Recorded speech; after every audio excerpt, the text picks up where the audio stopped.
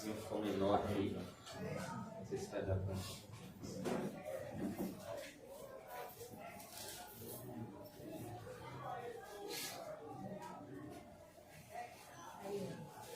Apocalipse 10.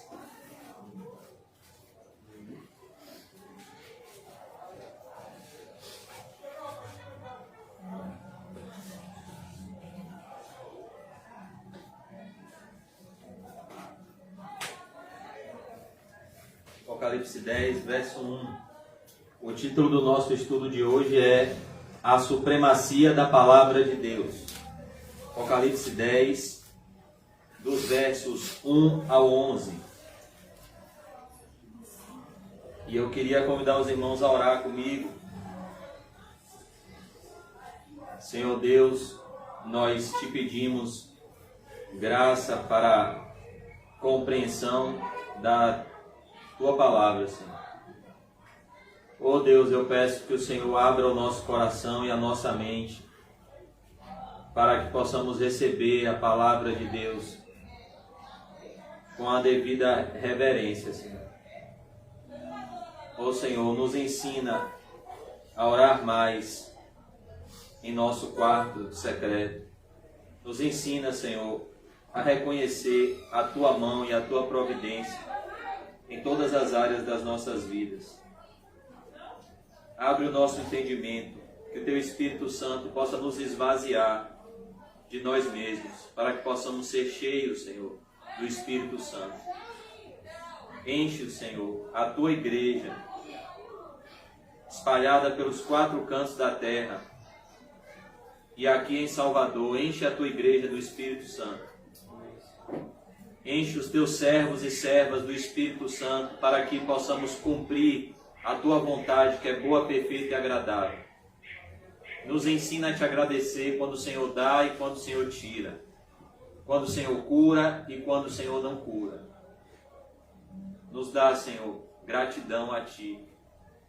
Nos ajude a reconhecer a tua mão, nos guiando, como guiou aquele povo no deserto, enviando uma nuvem conhecida como Shekinah durante o dia e enviando uma coluna de fogo à noite. Obrigado, Senhor, porque o Senhor até aqui tem nos ajudado. Em nome de Jesus, amém. Graças a Deus. Amém. Amém, irmãos. Vamos abrir em Apocalipse 10, verso 1.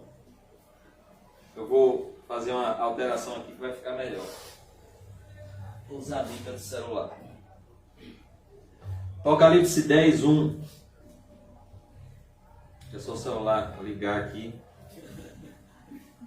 Eu tinha um irmão me ligando na hora do culto. Apocalipse 10, verso 1.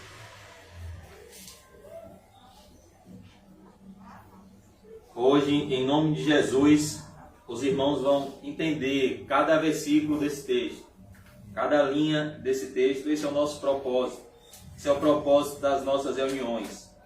Crescermos na graça e do conhecimento do Senhor Jesus Cristo. Vou colocar a Bíblia aqui.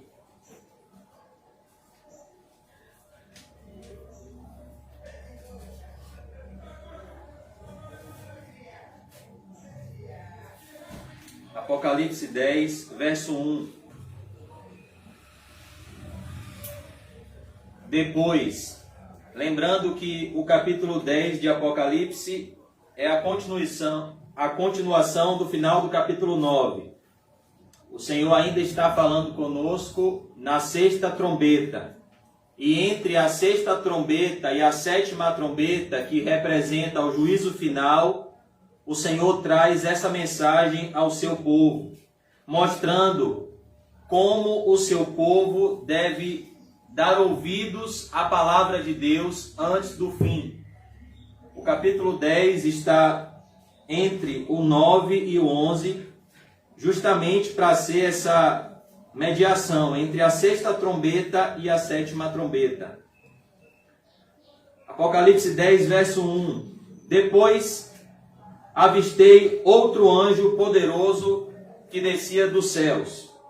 Estava ele envolto numa nuvem, e havia um arco-íris sobre sua cabeça. Sua face era como a luz do sol, e suas pernas como colunas de fogo. Ele segurava um livrinho, eu vou fazer a leitura do capítulo todo, que estava desenrolado em sua mão. Então colocou o pé direito sobre o mar e o pé esquerdo sobre a terra, e bradou com grande voz, como um forte rugido de leão. Assim que ele ergueu seu clamor, os 7 trovões soaram suas poderosas vozes.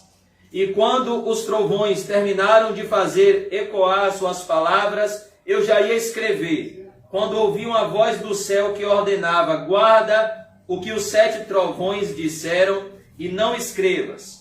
O anjo que via em pé sobre o mar e a terra levantou a mão direita em direção ao céu e jurou por aquele que vive pelos séculos dos séculos e que criou o céu, a terra e tudo que neles existe, exclamando: eis que não haverá mais demora, e que nos dias da voz do 7º anjo, quando ele estiver para soar a sua trombeta, o mistério de Deus se completará exatamente da maneira como ele anunciou aos seus servos, os profetas.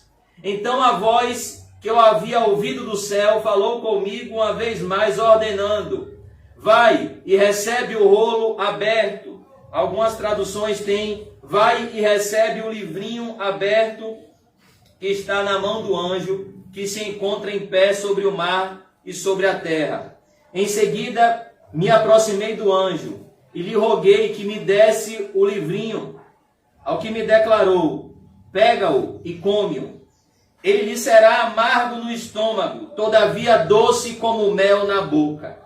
Peguei o livrinho da mão do anjo e comi depressa, e de fato ele era doce como mel ao paladar. Contudo, assim que o engoli, meu estômago ficou muito amargo.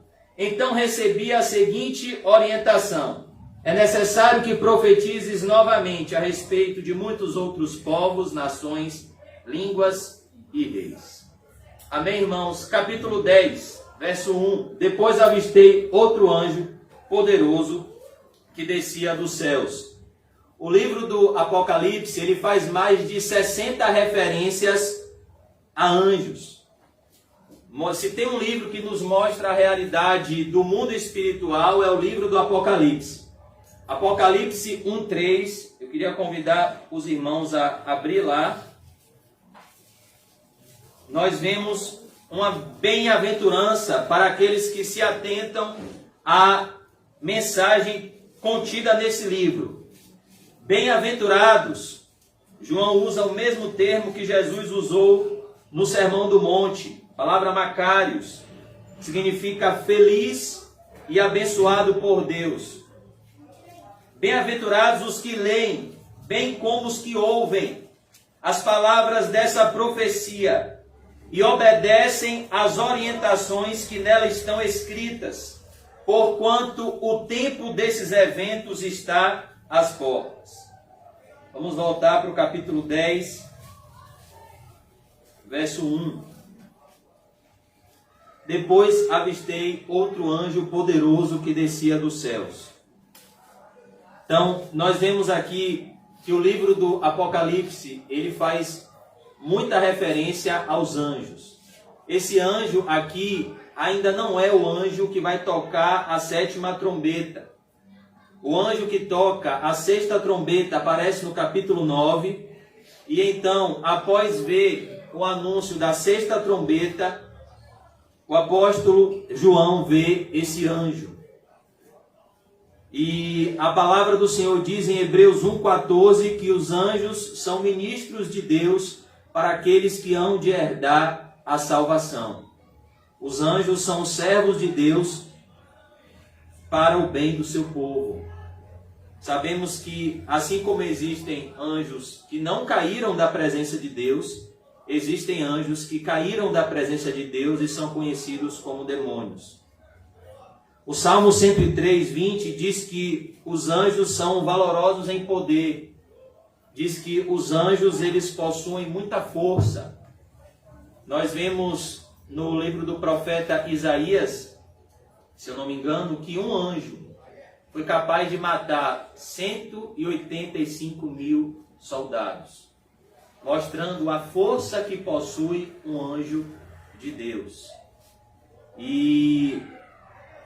Porém, há anjos mais fortes do que outros, como por exemplo o arcanjo Miguel, o anjo Gabriel.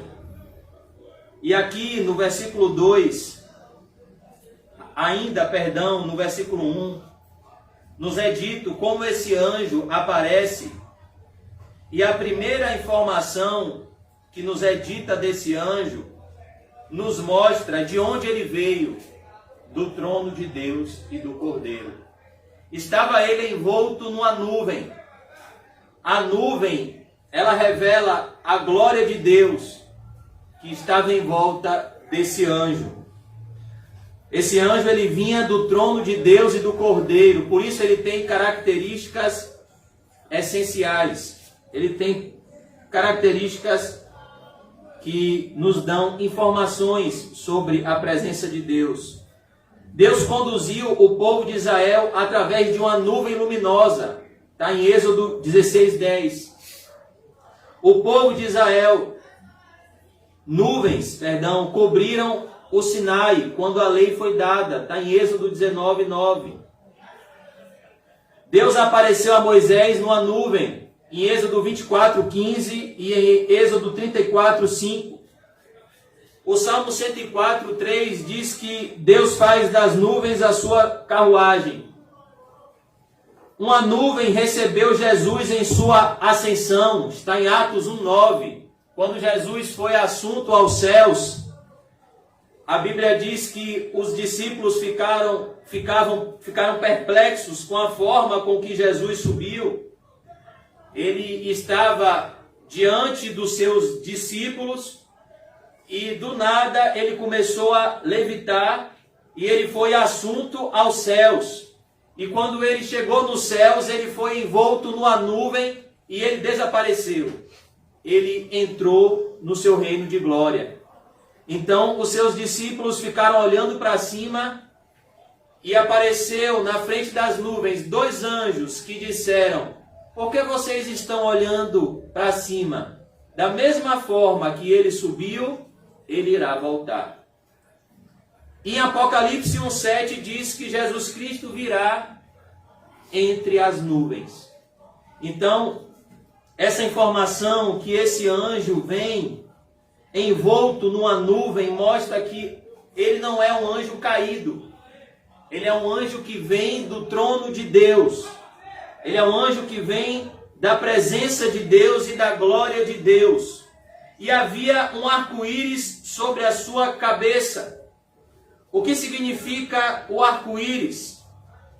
Apocalipse 4:3 fala, no capítulo 4 do livro do Apocalipse, após Jesus trazer uma mensagem a cada igreja específica da Ásia Menor, ele traz uma mensagem a 7 igrejas da Ásia. No capítulo 4, Apocalipse fala da visão do trono. João vê o trono de Deus. E no versículo 3, do capítulo 4 de Apocalipse, nos é dito que ao redor do trono existe um arco-íris. E esse arco-íris faz referência à aliança de Deus com o seu povo após o dilúvio. Esse arco-íris que, infelizmente, os homossexuais usam como símbolo do LGBT, o que não tem nada a ver. O arco-íris, ele nasceu no coração de Deus e ele está envolto do trono de Deus. E a mensagem do arco-íris é a fidelidade de Deus para com a humanidade, a aliança de Deus para com o homem de não mais destruir o mundo com água. E esse arco-íris nos revela uma importante verdade, que o trono de Deus é um trono de misericórdia. Que antes do juízo, Deus exerce misericórdia. Nós vemos isso na pessoa do próprio Senhor Jesus Cristo. Como o Senhor Jesus, que é Deus, recebia as pessoas repleto de misericórdia antes mesmo de julgá-las. O Senhor Jesus não trata com dureza aqueles que se achegam a Ele em pobreza de espírito e em sinceridade de coração. Ele trata com misericórdia. Jesus Cristo era ríspido com a hipocrisia dos fariseus, mas era repleto de misericórdia com pecadores desprezíveis, mas que se enxergavam como culpados e vinham até Ele com o coração arrependido. Ele tratou com misericórdia uma mulher que foi pega em flagrante adultério e estava prestes a ser apedrejada, pois a lei de Moisés dizia que ela deveria ser apedrejada. E Jesus pergunta para ela. Primeiro Jesus fala com os fariseus: aquele que dentre vós não tem pecado, atire a primeira pedra. E todos eles vão embora. Então ele olha para aquela mulher e pergunta: mulher, onde estão os teus acusadores? Ela responde: foram embora, Senhor. Então ele diz: eu também não te condeno. Eu que poderia te condenar, exerço sobre você misericórdia. Agora vá e não peques mais. Jesus se encontra com um homem que estava paralisado há 38 anos, crendo numa crendice de que viria um anjo que iria mover as águas no tanque de Betesda e iria curar ele dessa paralisia. Mas ele era paralítico e ninguém levava ele ao tanque. E a Bíblia não diz que ele tinha 38 anos. A Bíblia diz que ele estava lá há 38 anos. E ele era paralítico. E Jesus se encontra com esse homem. E Jesus não exerce sobre ele um juízo. Pois provavelmente ele estava ali colhendo o que ele plantou. Aquela paralisia era consequência de um pecado. E Jesus faz uma pergunta que chega na consciência dele: você quer ser curado? E esse homem olha para Jesus e diz: é óbvio que eu quero. Jesus olha para ele e diz: então levanta, toma o teu leito e anda. E no mesmo instante, ele se levantou e foi curado. Mas Jesus fez questão de se encontrar com esse homem e dizer: você já está são, agora vá e não peques mais, para que não te sucedas algo ainda pior. Então nós vemos que esse arco-íris sobre a cabeça desse anjo mostra do arco-íris que Apocalipse 4 nos ensina que está ao redor do trono. O trono de Deus é um trono de graça. O trono de Deus é um trono de misericórdia. Mas um dia o trono de Deus será um trono de juízo.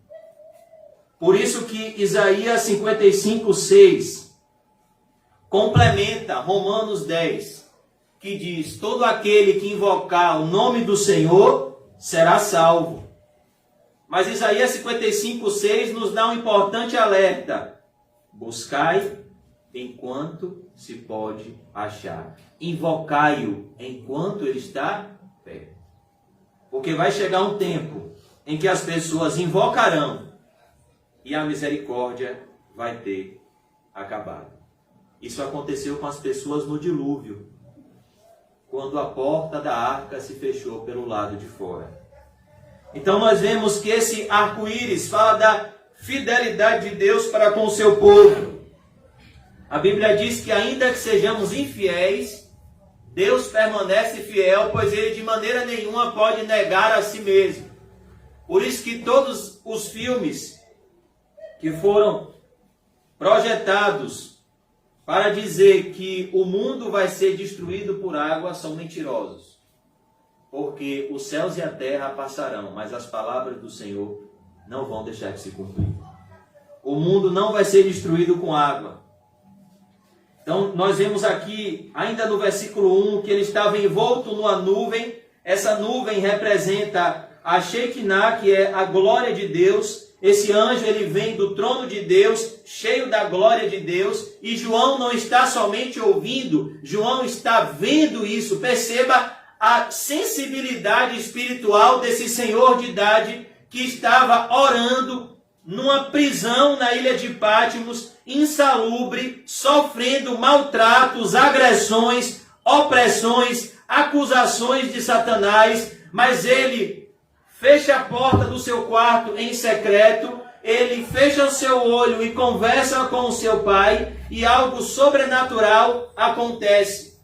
Ele passa a enxergar o que ninguém mais via, por meio da fé. A fé é o firme fundamento daquilo que não se vê, é a certeza daquilo que se espera. E, amados irmãos, a Bíblia diz: achegai-vos a Deus, e Ele se achegará a vós outros. Perceba como esse homem estava perto de Deus no fim da vida. Isso é prosperidade. Prosperidade não é você chegar no fim da vida com muitos bens materiais. Prosperidade é você chegar no fim da vida cheio de experiências com Deus. E era isso que esse homem tinha. Ele estava no final da sua vida, mas ele estava tendo as mais profundas revelações de Deus.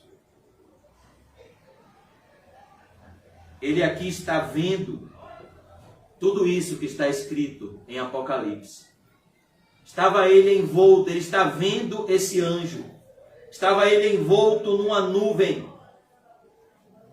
E havia um arco-íris sobre a sua cabeça. Então eu quero que você pense nesse anjo como ele está descrito aqui.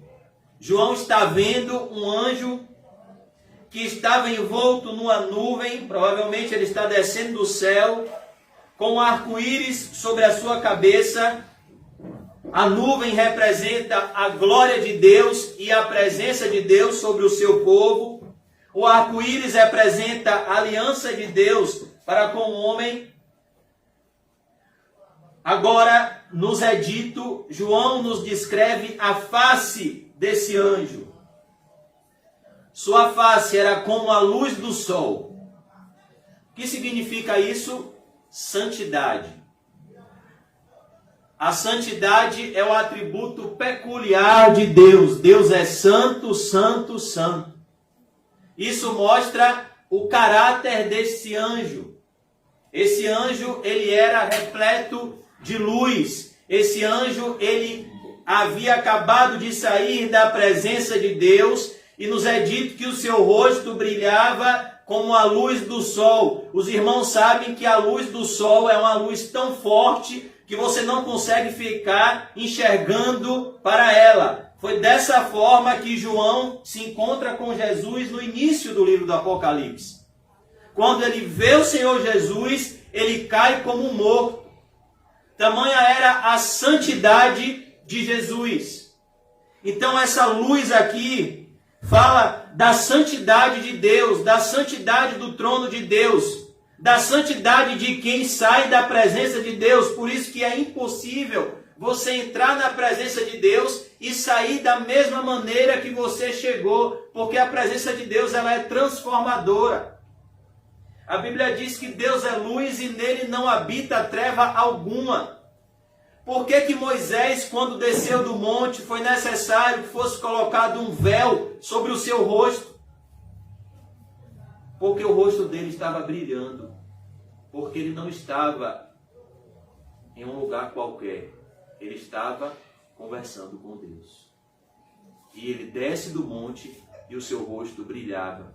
Porque ele refletia a face de Cristo. É isso que o Senhor Jesus quis dizer quando ele disse que nós somos o sal da terra e nós somos a luz do mundo. Sua face era como a luz do sol.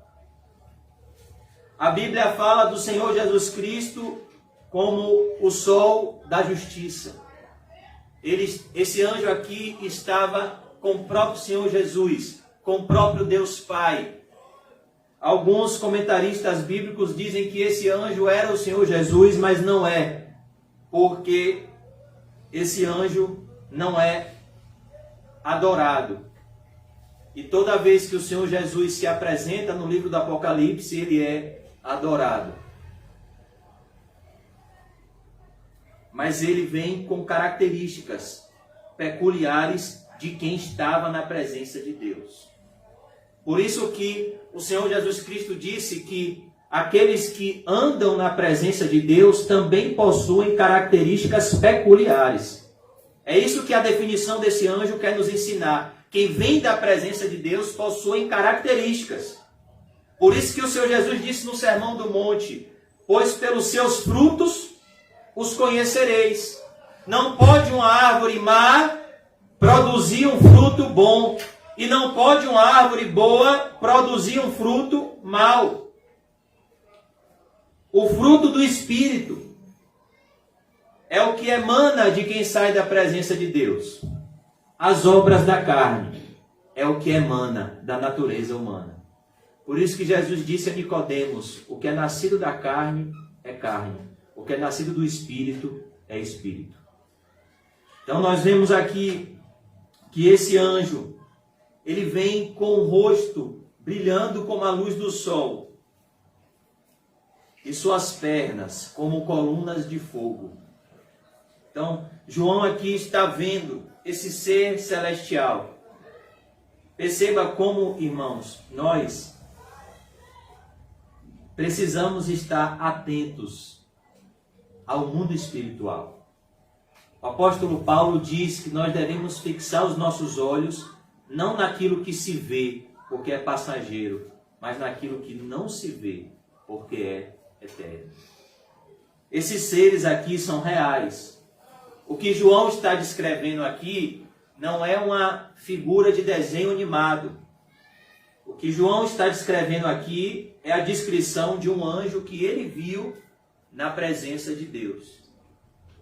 Esses anjos, eles existem. E suas pernas como colunas de fogo. Perceba, João vê esse anjo andando e as suas pernas eram como colunas de fogo. O que representa essa coluna de fogo que vinha com esse anjo que saiu do trono de Deus? Purificação dos santos e destruição dos ímpios. O fogo na Bíblia tem essas duas funções: purificar os santos como fogo depura o ouro, e queimar os ímpios como a palha, como disse João Batista. Então essas pernas como de fogo nos traz a realidade do atributo de Deus, dita em Hebreus 12, 29, quando o autor aos Hebreus diz que o nosso Deus é fogo consumidor. O nosso Deus é um fogo que consome. Ele é um fogo que consome o pecado e consome o pecador. Por isso que essas pernas como de fogo fala justamente do que Deus vai fazer no fim dos tempos e do que Deus irá fazer na consumação dos séculos.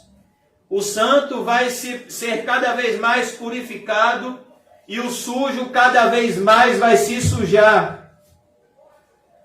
Esse anjo, ele vem, e Deus, ele vem para santificar o seu povo e destruir os ímpios.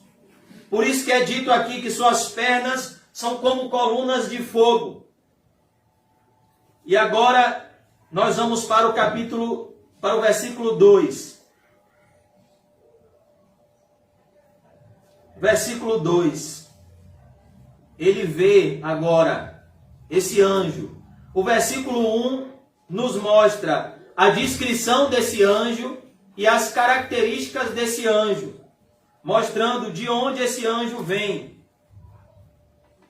Agora, no versículo 2, nós vemos o que esse anjo segurava. Ele segurava um livrinho que estava desenrolado em sua mão.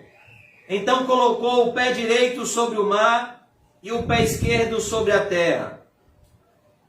Então ele, quando olha para esse anjo, ele vê esse anjo com um livrinho na sua mão. E o que significa esse livrinho aberto? Apocalipse já falou no capítulo 5 de um livro. Aqui é o segundo livro que aparece no livro do Apocalipse. Porém, no capítulo 5, o apóstolo João vê um livro todo fechado, por dentro e por fora, com 7 selos. E a Bíblia diz que houve uma pergunta no céu: quem é digno de abrir este livro e desatar-lhe os selos? Então foi procurado alguém no céu, na terra e debaixo da terra que fosse digno de abrir este livro e desatar-lhe os selos.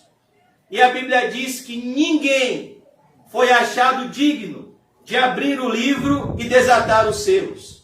Então, capítulo 5 de Apocalipse diz que João chorou muitíssimo, porque aquele livro, selado por dentro e por fora, tinha dentro dele o destino da humanidade, a revelação do final dos tempos, o que iria acontecer com o mundo e os eventos que iriam anteceder a volta de Jesus. E João então chorou muitíssimo, porque ele queria saber aquilo para propagar essa notícia à igreja. Então, quando ele está chorando, se cumpre nele a bem-aventurança de que bem-aventurados os que choram, eles serão consolados. Veio até ele um anjo forte e disse: João, não temas, não chore, porque o leão da tribo de Judá, a raiz de Davi, ele venceu, e ele é digno de abrir o livro e de desatar-lhe os selos, porque ele foi morto, e com seu sangue ele comprou para Deus aqueles que procedem de todos os povos, tribos, línguas e nações. E então Jesus, ressurreto, glorificado, abre esse livro que revela o final dos tempos. E então no capítulo 6 começa a abertura dos selos. E aqui, no versículo 2 do capítulo 10, nos é mostrado outro livro. Porém, de forma de propósito, esse livro aqui, ele é revelado como um livrinho. Assim está na minha e na sua Bíblia. Ele segurava um livrinho que estava aberto. Em primeiro lugar, porque o apóstolo João usa esse termo livrinho? Porque a Bíblia não fala tudo a respeito de Deus. A Bíblia fala daquilo que Deus escolheu revelar ao homem. Deuteronômio 29 diz que as coisas reveladas pertencem a nós, mas as coisas encobertas pertencem a Deus. No sentido de que Deus é tão grande, Deus é tão infinito nos seus atributos, que o homem não tem capacidade de compreender com exatidão todo o ser de Deus. Então Deus escolhe se revelar ao homem de forma parcial, mas o homem só vai ter uma revelação maior de Deus na glória. O homem de Deus do passado, chamado Agostinho de Hipona, ele teve uma resposta de Deus em um sonho, porque ele tentou explicar a doutrina da Trindade. E ele, após estudar, ele não conseguiu explicar a Trindade de uma forma inteligível, à mente humana. Então Deus dá a ele um sonho, aonde tem uma criancinha com um baldinho de areia brincando à margem do mar, e essa criança está querendo pegar toda a água do mar e fazer caber naquele baldinho. Então Deus fala com Agostinho: está vendo, Agostinho? É impossível pegar todo o conhecimento de Deus e colocar na mente limitada do homem. Por isso que nós vemos aqui essa descrição desse livrinho desenrolado em sua mão, ou desse livrinho aberto, pois é um livro escrito por Deus, que revela a mente de Deus para o seu povo. Mas a Bíblia não revela tudo sobre Deus. Revela aquilo que precisamos saber para entrar no céu e então conhecemos a Ele como somos conhecidos. Por exemplo, quem é que já leu o final do Evangelho de João? João diz o seguinte: olhe, se fossem escritos todos os feitos de Jesus, não haveriam livros para relatar, não caberia em livros todos os feitos que Jesus Cristo fez no seu ministério. Mas aquilo que foi escrito, foi registrado para que vocês creiam nele, e crendo nele tenham vida eterna no seu nome. Então, esse livrinho aberto na mão desse anjo é o livro que está aberto na minha e na sua mão hoje. E muitas vezes nós não damos a devida importância. Esse livrinho aberto fala da Bíblia Sagrada, que na verdade é uma biblioteca de 66 livros inspirados por Deus, usando penas humanas. A expressão no original, escrita aqui, nos dá a entender que esse livrinho é um conhecimento já revelado. Então tratava-se de algo que o homem já conhecia.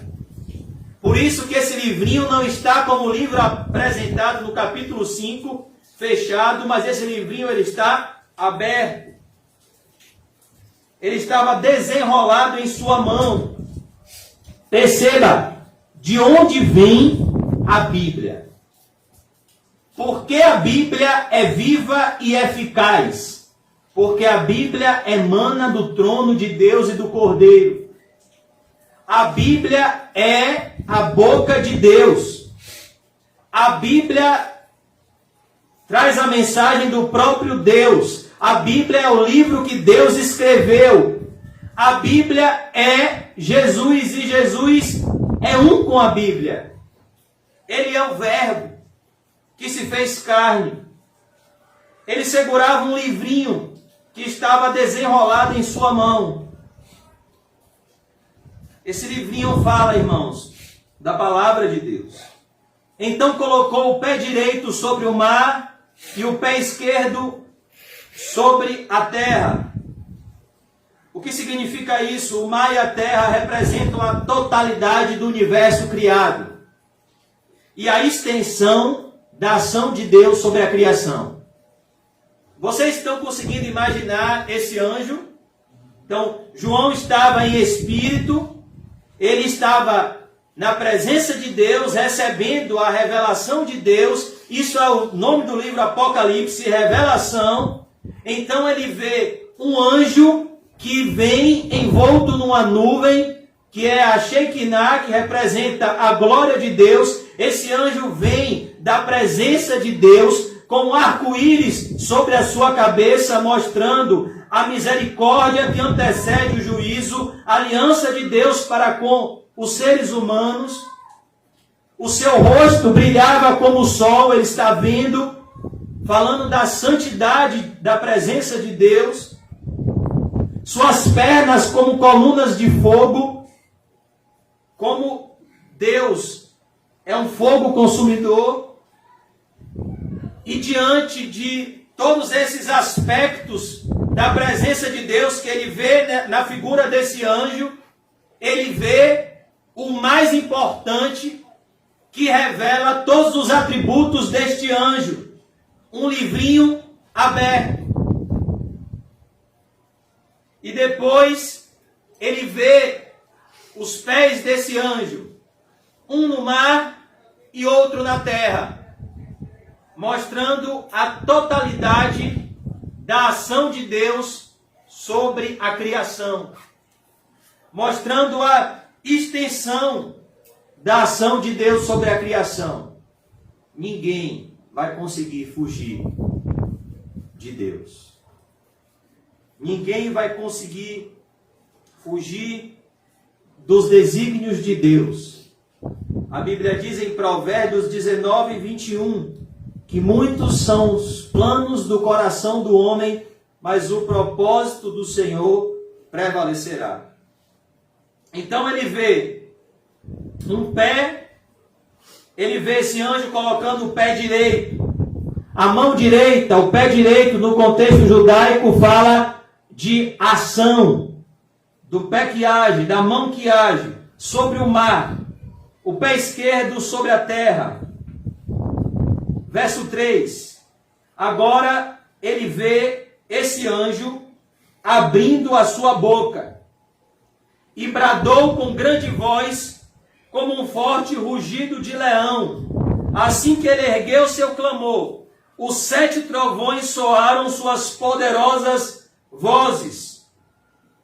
Ele vê agora esse anjo falando numa voz forte, como um forte rugido de leão.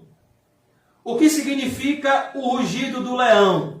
O leão, irmãos, é o rei da selva.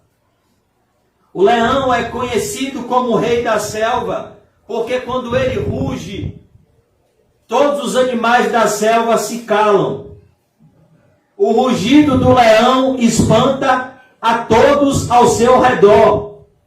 A comparação da voz desse anjo ao rugido de um leão fala da força da voz de Jesus Cristo e quem enviou aquele anjo ao apóstolo João, o Senhor Jesus Cristo. E quando o Senhor Jesus Cristo fala, todos ao seu redor se calam, pois ele não fala somente aos nossos ouvidos. Quando Deus fala, ele fala aos nossos corações. Não é à toa que Apocalipse 1 diz que da sua boca, da boca de Jesus, sai uma espada afiada de 2 gumes e a sua voz ecoa como o som de muitas águas. Jesus é apresentado em Apocalipse como o leão da tribo de Judá. Ele é o rei, não da selva, ele é o rei da glória.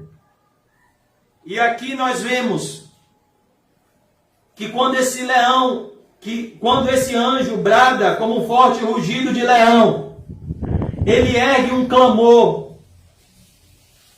e 7 trovões soaram suas poderosas vozes. Quando ele bradava, um trovão emanava dele. E esse trovão representa a voz de Deus em juízo. Salmo 29:3 fala do Senhor falando por meio de trovões. 7 fala do juízo final. Do juízo final que está para vir na 7ª trombeta. Por isso que são 7 trovões. Esse anjo aqui, com o livrinho aberto, ele está anunciando que o fim está próximo. Que próximo virá o juízo definitivo.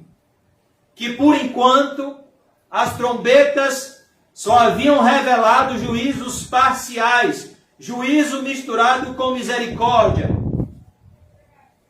Agora, a 7ª trombeta vai trazer a consumação dos séculos. E como eu já disse aos irmãos, não leia Apocalipse de forma cronológica.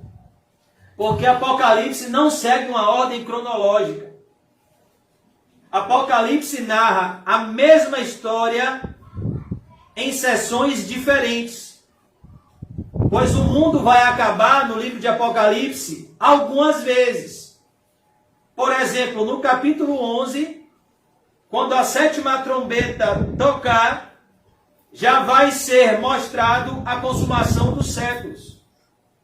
No capítulo 6 e 7, no capítulo 6, para ser mais preciso, ao abrir o último selo, já foi mostrado a consumação dos séculos.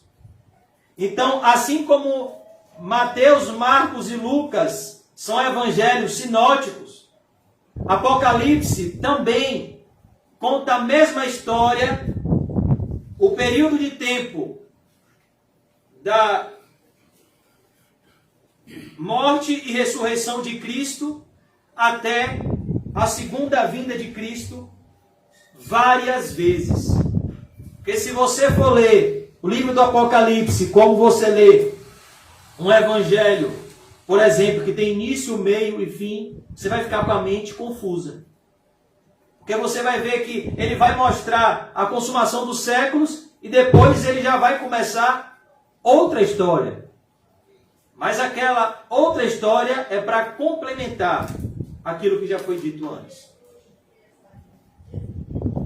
Então, esses 7 trovões, com suas poderosas vozes, falam do juízo de Deus que vai vir na sétima trombeta. A sétima trombeta vai falar do juízo final. A volta de Jesus. Verso 4. E quando os trovões terminaram de fazer ecoar suas palavras, eu já ia escrever. Perceba, ele ouve a voz desse anjo em cada trovão e ele estava predisposto a escrever, pois essa foi a ordem que ele havia anotar o que ele estava vendo e ouvindo para passar para a igreja. Mas aqui nos é dito, eu já ia escrever quando ouvi uma voz do céu que ordenava. Ele recebeu uma ordem. Apocalipse 10, 4. Guarda o que os 7 trovões disseram e não escrevas. Não escreva nada. Não fale nada do que você está vendo e ouvindo. Isso não acontece só aqui na Bíblia. Em 2 Coríntios capítulo 12, o apóstolo Paulo, no verso 4, diz a mesma coisa.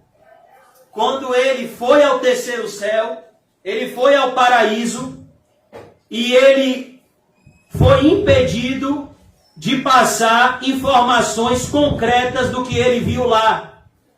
Ele disse que ele viu coisas inefáveis, ou seja, coisas que vão além da compreensão humana. Foi o que ele viu no terceiro céu. E ele disse que não lhe foi permitido falar do que ele viu no paraíso de Deus. E aqui acontece a mesma coisa. João já ia escrever o que ele estava vendo, o que ele estava ouvindo desse anjo, mas Deus diz, não conte nada. O que significa isso? Aqueles que me honram, eu honrarei. Aqueles que me desprezam, eu os desprezarei. Sem fé é impossível agradar a Deus, porque é necessário que aquele que se aproxima de Deus creia que Ele existe e é galardoador de todos aqueles que o buscam. Olha, irmãos, nós não devemos medir esforços no que tange ao aproximar-se de Deus, porque vale a pena. E não existe isso de que todos conhecem a Deus da mesma forma. Não. Cada um tem a sua revelação de Deus, à medida da proporção da sua estatura espiritual. Jó conhecia a Deus de ouvir falar. Quando ele se aproximou de Deus, ele então conheceu a Deus com seus próprios olhos. Então ele disse, agora eu me abomino e me arrependo em pó e cinza. Deus se revela pela sua palavra, sim. Mas você pode traçar metas que são boas. A semelhança de um atleta que traça metas no que tange à piedade e ao se aproximar de Deus. O apóstolo Paulo diz: o exercício físico para pouco se aproveita, mas a piedade para tudo é proveitosa. Está vendo o esforço que você faz, irmão Adams, para correr, para nadar, com o irmão José? Exercita-te a ti mesmo em piedade. É o que Paulo fala com Timóteo. Aplique a disciplina de um atleta na prática da piedade. A palavra piedade, no sentido etimológico, significa aquele que pratica o credo que professa. Por que você acha que o apóstolo Paulo, está chegando agora às Olimpíadas, compara o cristão a um atleta olímpico? Em 1 Coríntios 9, 24, ele diz: o atleta em tudo se domina. Porém, para alcançar uma coroa corruptível, aquela coroa de louros que os Jogos Olímpicos dão, mas é corruptível. A traça e a ferrugem vai comer aquele medalhão. Porém, nós não, nós lutamos por uma coroa incorruptível. Por isso, nós não podemos combater o bom combate da fé como aquele que está gastando forças em vão, desferindo golpes no ar. Antes eu esmurro o meu próprio corpo. O que o apóstolo Paulo quis dizer com isso? Ele estava falando da luta da carne e do espírito, do combate do coração dele para praticar aquilo que ele já conhecia. Eu esmurro o meu próprio corpo e o reduzo à escravidão. Ou seja, meu corpo não me domina. Sou eu que o domino pelo poder do Espírito Santo. Isso é o fruto do Espírito chamado domínio próprio. A capacidade de ter as suas faculdades mentais dominadas pelo Espírito Santo de Deus. É isso que o apóstolo Paulo quis dizer. Não os embriagueis com vinho, onde há contendas e dissoluções, mas enchei-vos do Espírito Santo. É possível viver a mesma vida de Enoque no mundo em que vivemos hoje. Então, não se contente, eu digo isso para mim, com o conhecimento superficial de Deus. Não se contente com uma experiência superficial de conversão. Não se contente com o fato de você não ter a certeza da sua salvação. Não se contente com o fato de você não sentir a presença de Deus. Isso deve lhe incomodar muito. A tal ponto do salmista dizer: assim como a corça anseia por correntes de águas, assim a minha alma anseia por ti, ó Deus. Quando eu irei e me apresentarei diante do meu Deus? Nós não podemos estar contentes com um relacionamento medíocre com Deus. Nós devemos ter fome e sede de justiça. Esses serão fartos. Por isso agora, nós vemos Deus dizendo a João: não, meu filho, o que eu estou falando aqui é para você. Não é agora para você falar para os outros. Eu estou lhe dando aqui um privilégio que só você vai ter na sua geração. Mais uma vez eu vou repetir: aqueles que me honram e aqueles que me desprezam, eu os desprezarei. Quando eu já ia escrever, ouvi uma voz do céu que ordenava: guarda o que os 7 trovões disseram, e não escrevas.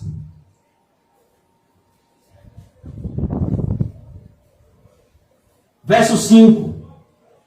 O anjo que vinha em pé sobre o mar e a terra levantou a mão direita em direção ao céu. O que ele vê agora? Esse anjo que estava com o livrinho aberto na mão, a minha e a sua Bíblia, Olha o poder que ela tem, ela é viva e eficaz. Ele então levanta a sua mão direita em direção ao quê? Ao céu. E jurou por aquele que vive pelos séculos dos séculos e que criou o céu, a terra e tudo que neles existe, exclamando: eis que não haverá mais demora. Esse anjo aqui não está falando de si mesmo. Esse anjo aqui está falando do trono de Deus, de onde ele veio. E a Bíblia diz: seja sempre Deus verdadeiro e todo homem mentiroso, porque Deus não é homem para que minta, nem é filho do homem para que se arrependa. E como disse o profeta Isaías, operando Deus, quem impedirá? O que esse anjo diz aqui é a mesma coisa do que o escritor aos Hebreus diz: só mais um poucochinho de tempo, e aquele que há de vir virá, e não tardará.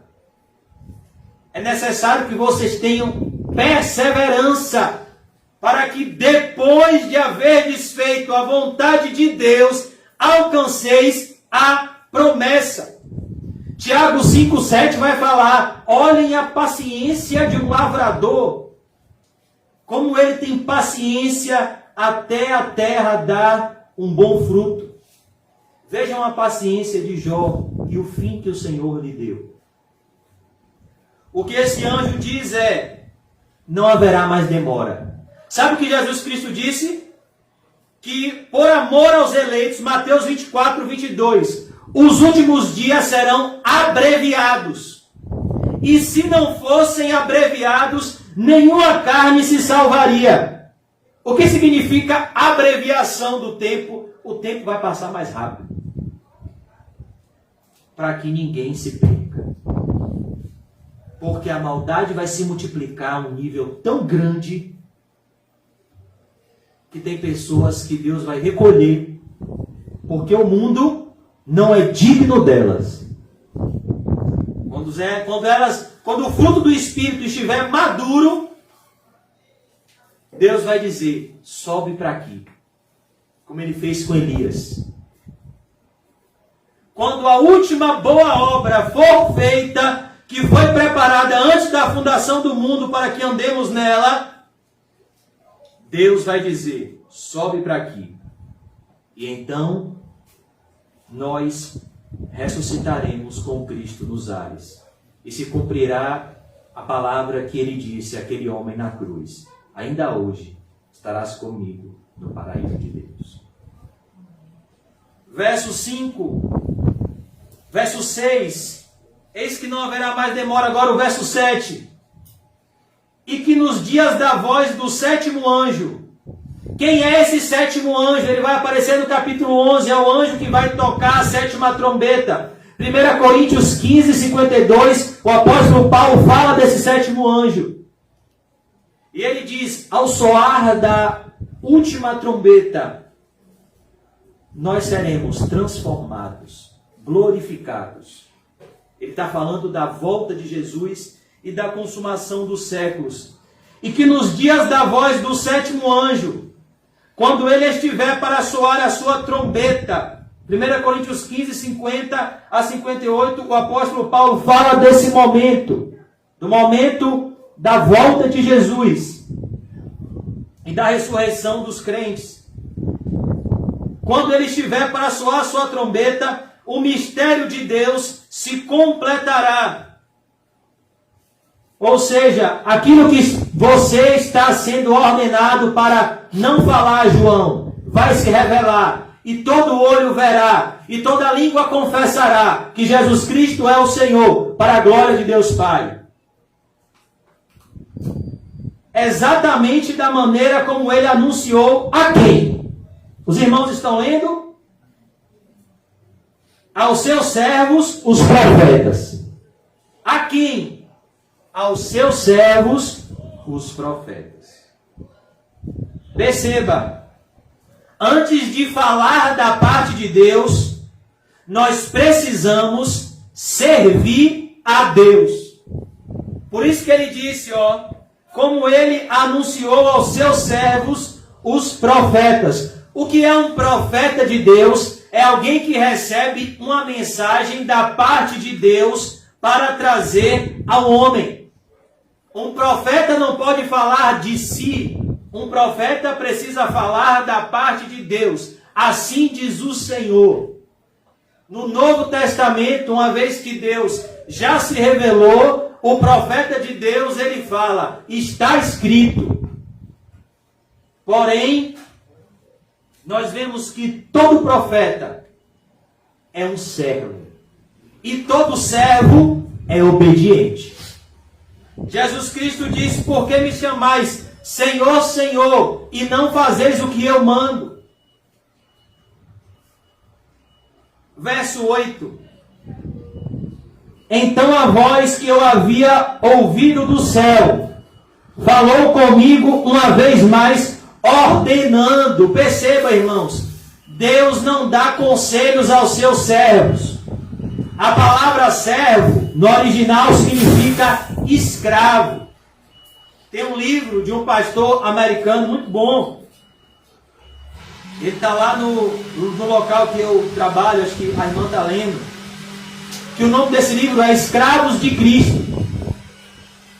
E é isso justamente o que os profetas de Deus são. Escravos. Nós não temos mais vontade própria. A nossa vontade deve estar unida à vontade de Deus, que é boa, perfeita e agradável. Então aqui ele ouve uma voz do céu, que deu a ele uma ordem.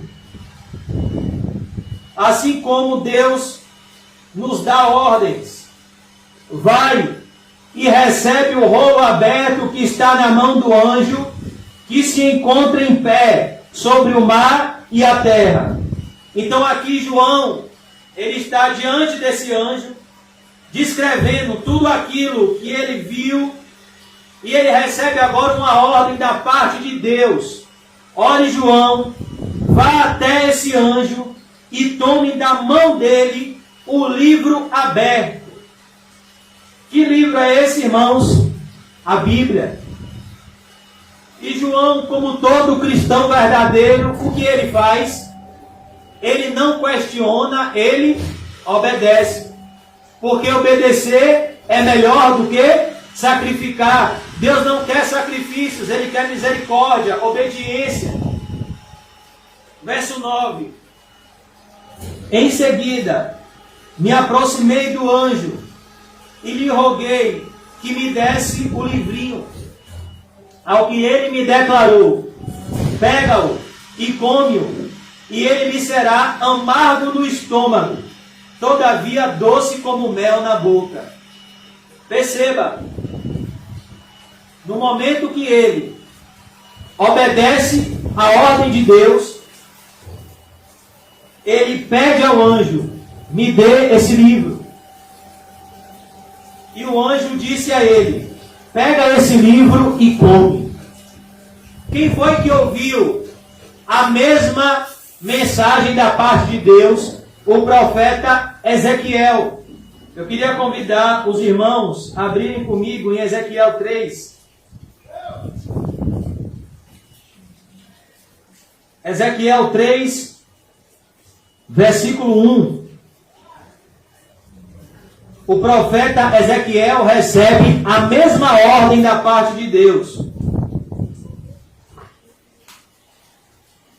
Ezequiel 3:1. E ele me disse mais, filho do homem, come tudo quanto está neste livro. Depois vai pregar à nação de Israel. Qual é a mensagem que esse anjo está dando a João? E qual é a mensagem que Ezequiel está recebendo da parte de Deus? Ezequiel, antes da palavra sair com o poder de você, ela precisa exercer o poder em você. Ninguém prega tão bem acerca de um assunto quanto aquele que foi experimentado nesse assunto. Ninguém prega tão bem a palavra de Deus quanto aquele que está obedecendo a palavra de Deus. Esse era o motivo pelo qual Jesus ensinava como quem tinha autoridade. Então a ordem é, come tudo quanto está neste livro. Depois vai pregar à nação de Israel. Ou seja, se aprofunde no rolo, estude o rolo, estude, gaste tempo, Ezequiel, em conhecer a Deus. Estude a Bíblia. É o que João está recebendo. João recebe a ordem de Deus de ir ao anjo, pegar o livrinho, e o anjo diz, pega e come. Ou seja, não pega e admira, não pega e somente fique olhando para ele. Pega e come, para que ele desça ao seu coração. É como diz lá o Salmo de número 1, versículo 3. O justo medita na palavra do Senhor de dia e de noite. A palavra meditar fala do processo digestivo do boi. Ele rumina o alimento, ele bota para dentro, ele bota para fora. É isso que nós devemos fazer com a palavra de Deus. Ela deve ser o nosso alimento, ela deve ser o nosso sustento. É isso que ele diz aqui. É isso que Ezequiel ouve, é isso que o anjo diz a João. Pega e come. Se alimente da palavra de Deus. Deixe a palavra de Deus descer ao seu coração. Depois vai e prega à nação de Israel. Então eu abri a boca.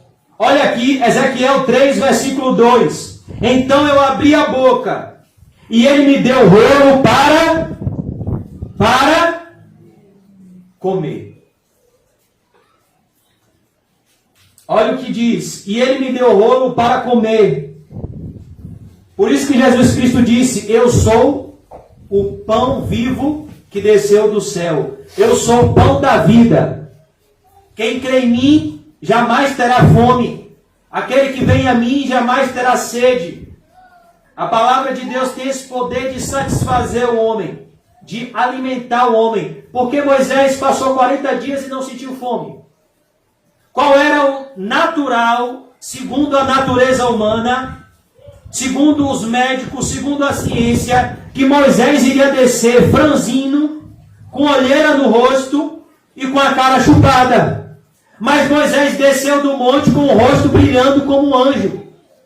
Porque a palavra de Deus, a presença de Deus, sustentava e alimentava Moisés. Quem fez o estômago? Deus.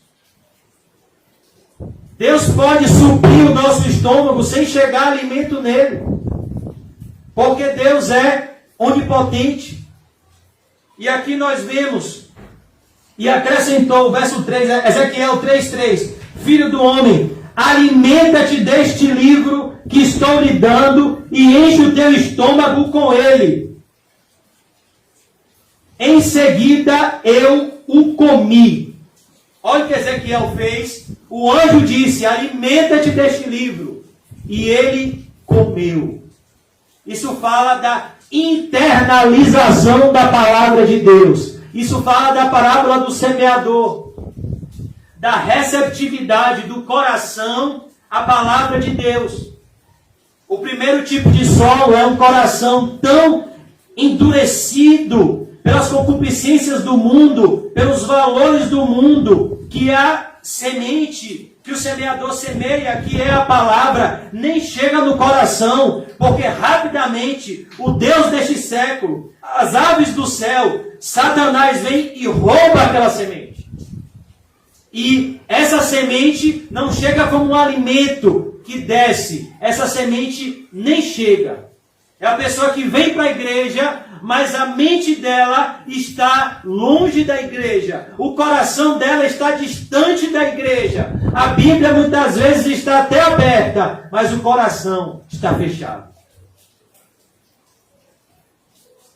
Esse coração que come o rolo não é o segundo tipo de solo, que se alegra ao ouvir as verdades de Deus, que sente grande empolgação, que sente uma conversão emocional, que age no calor da emoção. Poxa, que legal, o fulano me chamou, eu fui lá na frente, eu me batizei. Poxa, que legal essa ideia agora de ser cristão. Mas no momento que vem as dificuldades, essa pessoa se escandaliza e vai embora.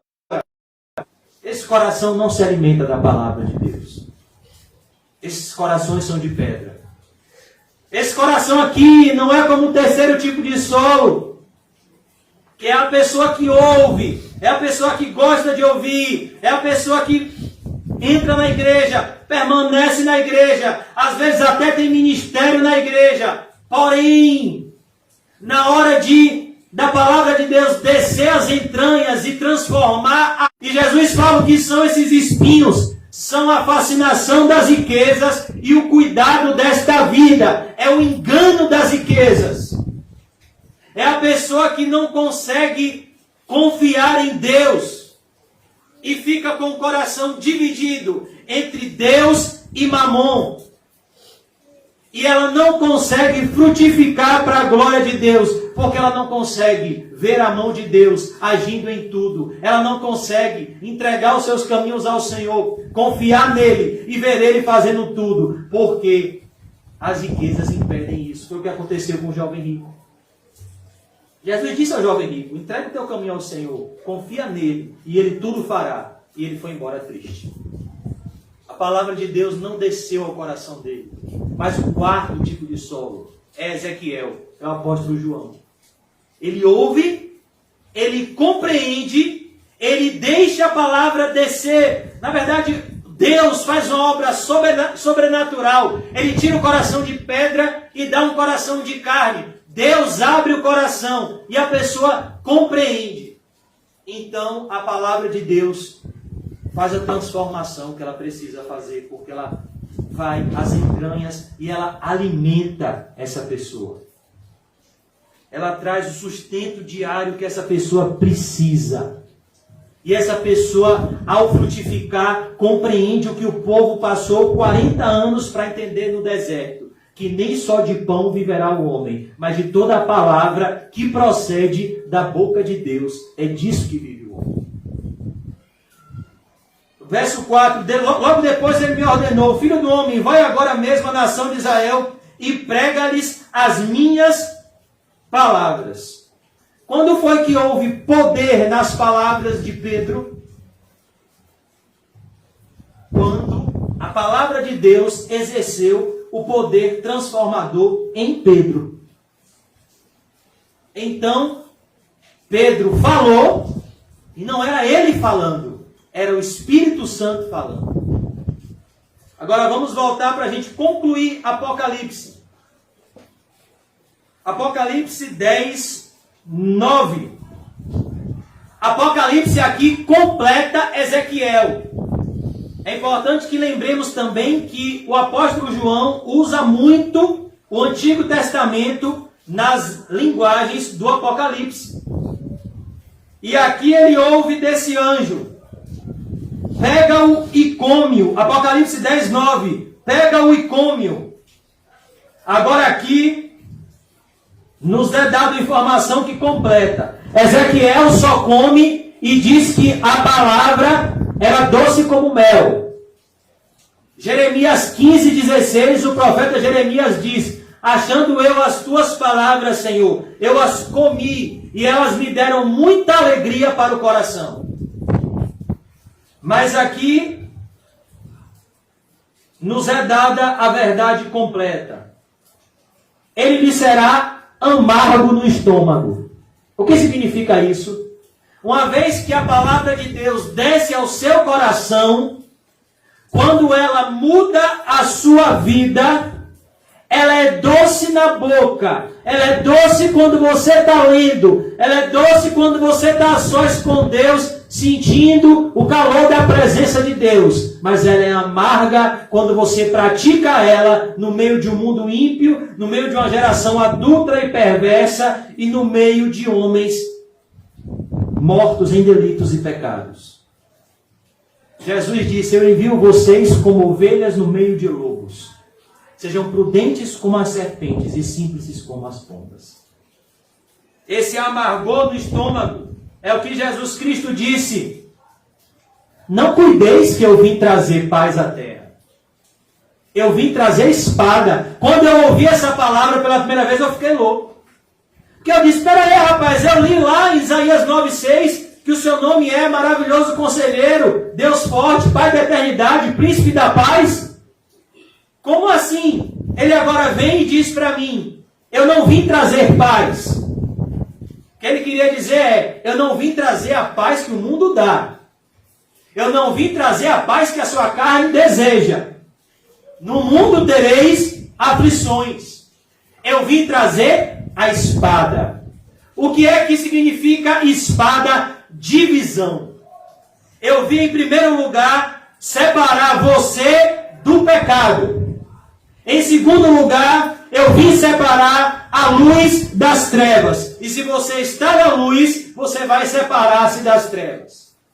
Por isso que ele disse, eu vim pôr em divisão o homem contra o seu pai. A nora contra a sua sogra. A sogra contra a sua nora. Numa casa terão 5 pessoas. 3 se levantarão contra 2. 2 se levantarão contra 3. E os inimigos do homem serão seus próprios familiares. Quem estava no estudo bíblico ontem em Cosme de Farias? Quem foi que queria matar Jeremias? Quem foi? A sua família. Por isso que a palavra de Deus, o próprio Jeremias disse, Senhor, achando as tuas palavras eu as comi, me deram muita alegria. Mas quando Jeremias praticou e obedeceu a palavra de Deus, ele disse, Senhor, agora eu quero te chamar para um pleito. Por que, Senhor? As coisas não estão como eu pensava que seria. É isso que o anjo quer dizer a João.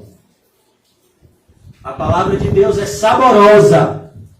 A palavra de Deus é mais doce que o mel. A palavra de Deus, ela é mais valiosa que o ouro depurado. Porém, a palavra de Deus traz um amargo quando você vai praticar. Porque a nossa natureza é inimiga à natureza de Deus. Não é doce amar o inimigo. Não é doce ajuntar tesouros no céu. Não é doce perdoar. Não é doce dar a outra face. Não é doce caminhar a segunda milha. Não é doce combater o pecado no coração. Não é doce ser rejeitado e perseguido. Não é doce ser traído. Não é doce ser passado para trás. Isso tudo acontece com o verdadeiro cristão. Se odiaram a mim, Jesus disse, odiarão a vocês. Se perseguiram a mim, perseguirão a vocês. Não convém ao discípulo ser maior do que o seu professor. O discípulo perfeito será igual ao seu mestre, ao seu professor. Se chamaram de Beelzebu ao pai da família, o que dirão dos seus domésticos? Se disseram que Jesus expulsava demônios pelo maioral dos demônios, o que dirão dos seus verdadeiros seguidores?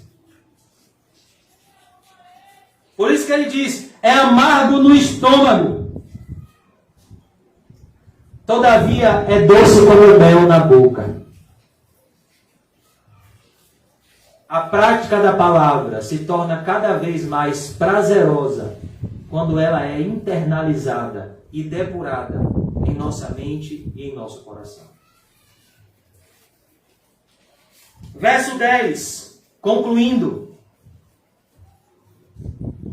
Peguei o livrinho da mão do anjo. Olha o que faz um servo de Deus. Ele ouve a ordem e ele obedece.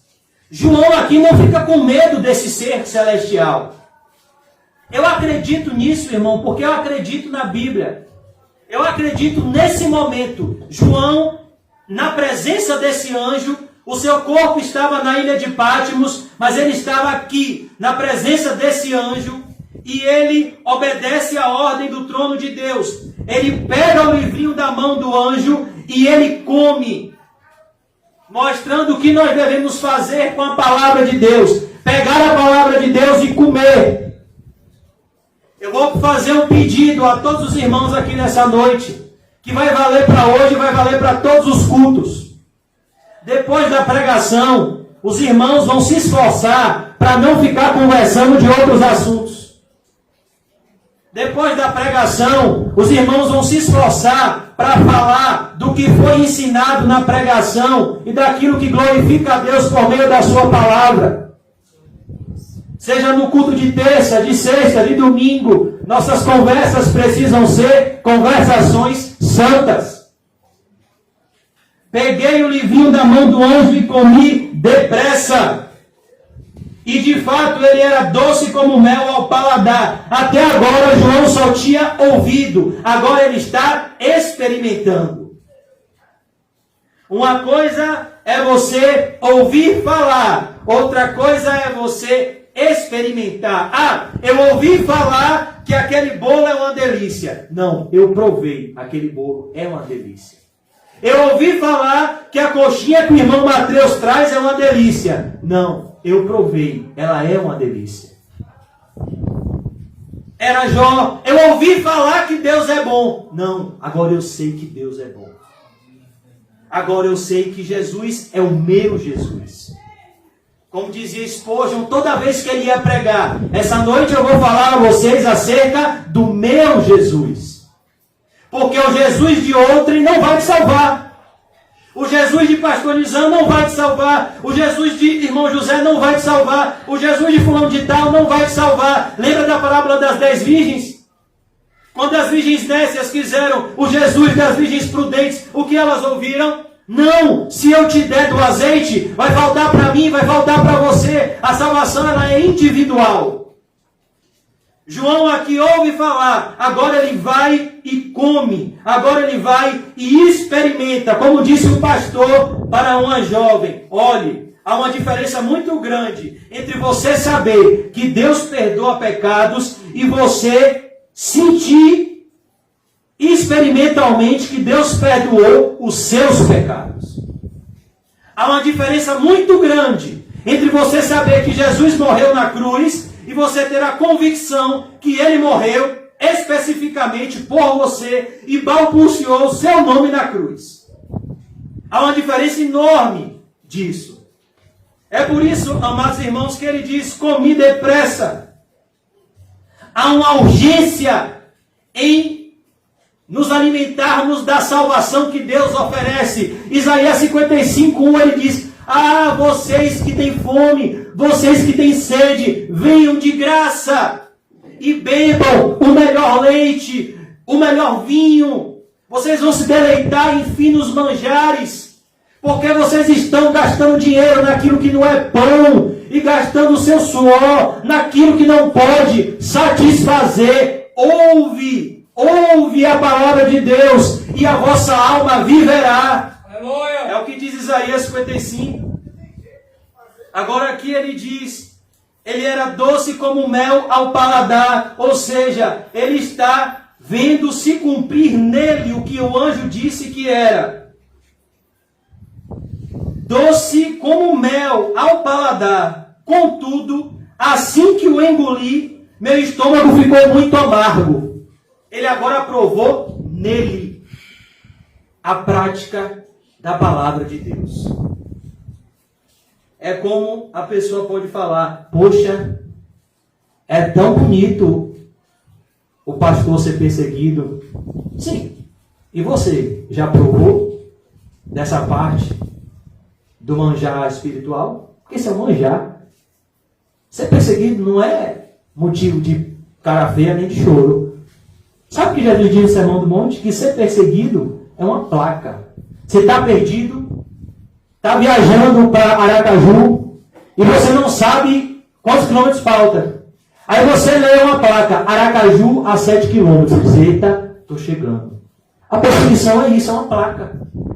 Você está chegando na sua casa, no céu.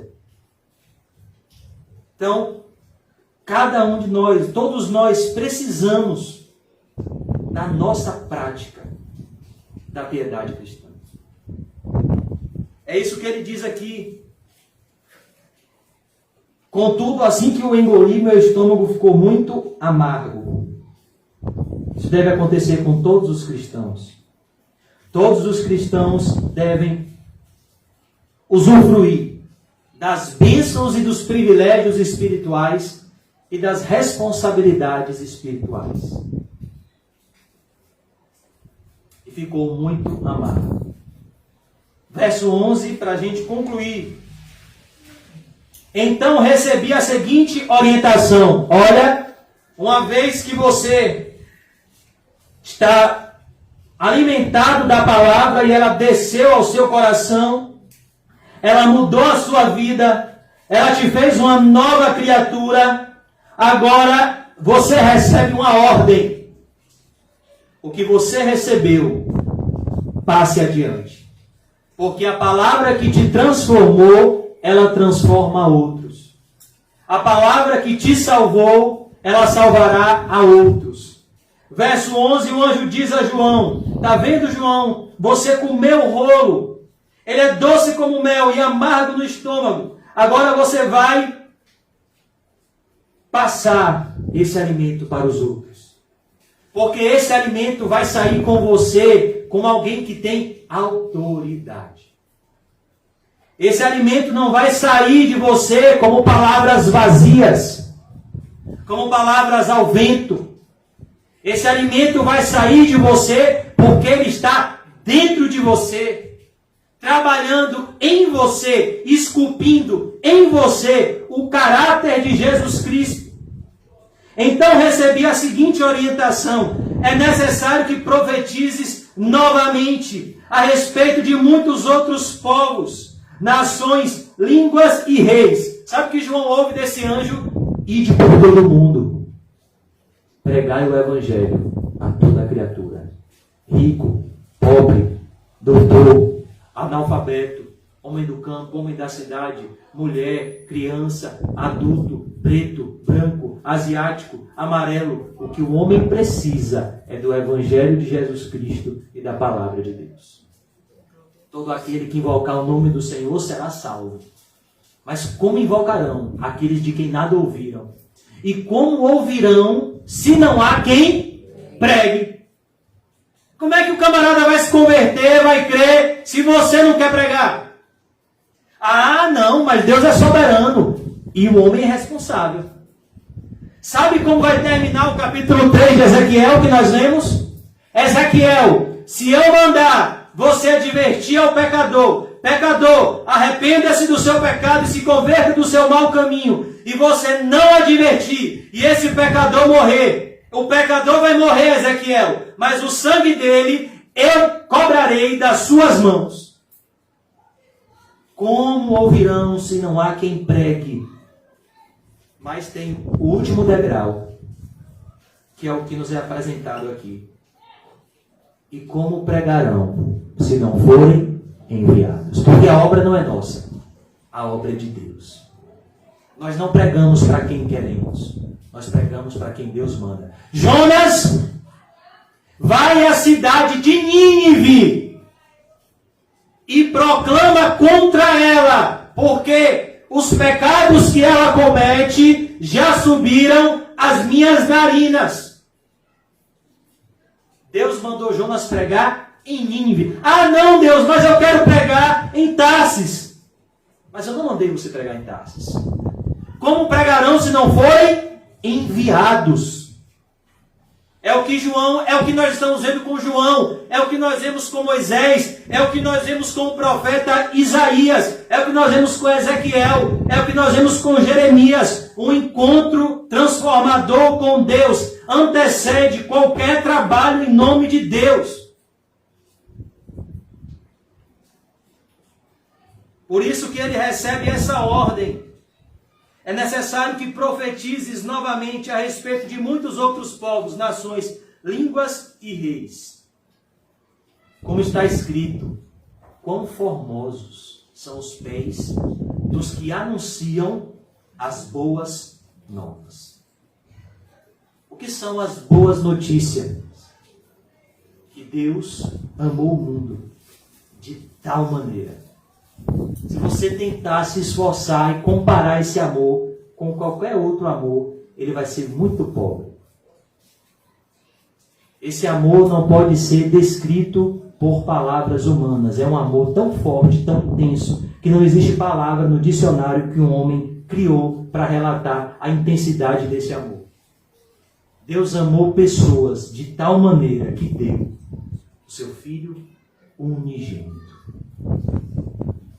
para que todo aquele que nele crê não pereça, mas tenha a vida eterna. Ah, irmão, mas eu cometi o pior pecado, eu era um assassino, eu era um pedófilo, eu era um adúltero. Pois Deus enviou o seu Filho, não para condenar o mundo, mas para que o mundo fosse salvo por meio dele. Aquele que confessa e deixa, alcança a misericórdia. Mas vão me julgar, mas vão me condenar, mas o que as pessoas vão dizer?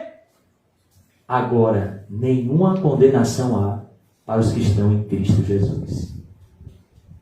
Nenhuma. Você se arrependeu, você creu, todo fardo, todo jugo do diabo foi colocado nas costas de Jesus. E agora você vai entender o que é paz.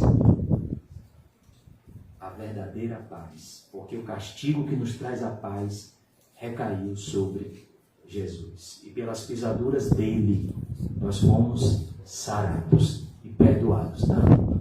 É isso que o mundo precisa ouvir.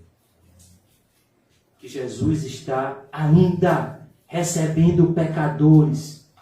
Que a palavra de Jesus ainda está de pé. O que vem a mim de maneira nenhuma eu lançarei fora. Que o convite à salvação ainda está de pé. Vinde a mim, todos vocês que estão cansados e sobrecarregados, e eu vou trazer alívio a vocês, descanso a vocês.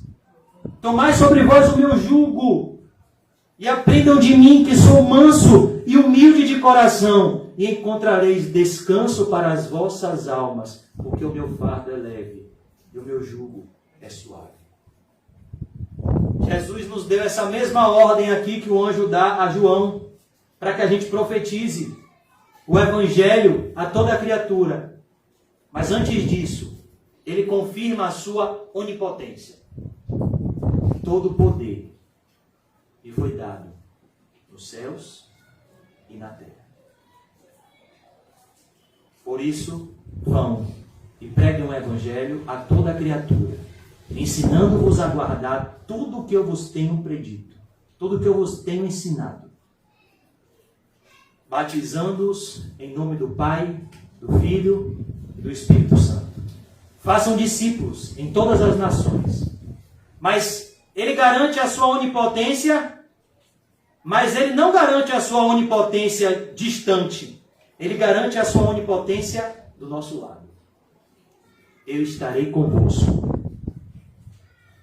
todos os dias até a consumação dos séculos. Enquanto vocês estiverem engajados nessa missão, vocês não estarão sozinhos. E as portas do inferno não prevalecerão contra a igreja de Cristo. Porque Ele é o Todo-Poderoso. Ele é quem tem a chave de Davi, que abre e ninguém fecha, e que fecha e ninguém abre. Ele tem a chave dos corações humanos.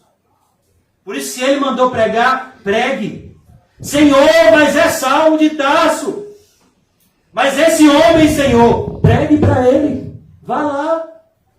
Ele está orando. É um vaso escolhido. E eu vou ensinar a ele o quanto ele deve padecer pelo meu nome. Vamos nos engajar nessa missão? Vamos pregar o Evangelho a toda criatura? Vamos viver o Evangelho? Vamos comer o rolo? Vamos se aprofundar no rolo? Vamos deixar a palavra de Deus chegar doce como mel na boca e amargar no estômago? Como diz o irmão Paulinho, pode ser que arda, mas é um ardor maravilhoso, porque coopera para o nosso bem e nos transforma à imagem de Cristo. Vamos orar, irmãos. Ó Senhor, glória a Deus pela Tua palavra. Glória a Deus pelo Teu santo livro e pelo livro do Apocalipse. Glória a Deus, Senhor, porque o Senhor é o autor e consumador da Bíblia e o autor e consumador da fé. Ó Senhor, aquece a chama do primeiro amor em nossos corações e restaura-nos a alegria da salvação. Enche-nos do Espírito Santo, esvazia-nos de nós mesmos, como o Senhor disse a João Batista.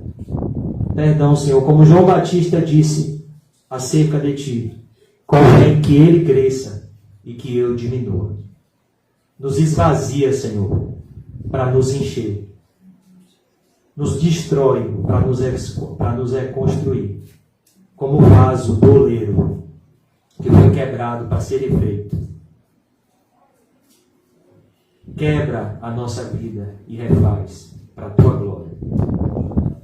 Nos usa para a tua glória e só para a tua glória. Não permita que nada roube a tua glória no meio da tua igreja, Senhor.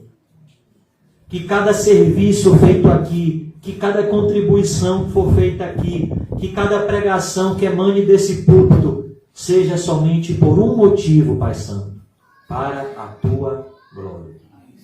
Como está escrito no livro, na carta de Paulo aos Coríntios, quer comais, quer bebais, quer façais qualquer outra coisa, fazei tudo para a glória de Deus. Oh Deus, a sua glória o Senhor não divide com ninguém. Ensina-nos a sermos humildes, como o Senhor é, para que possamos ser usados na tua obra, porque o Senhor resiste aos soberbos, mas concede graça aos humildes.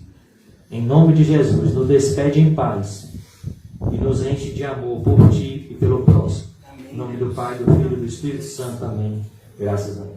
Amém, Jesus. Amém, irmãos. Glória ao Senhor complemento santo. E diga para ele, Jesus é bom. Eu creio.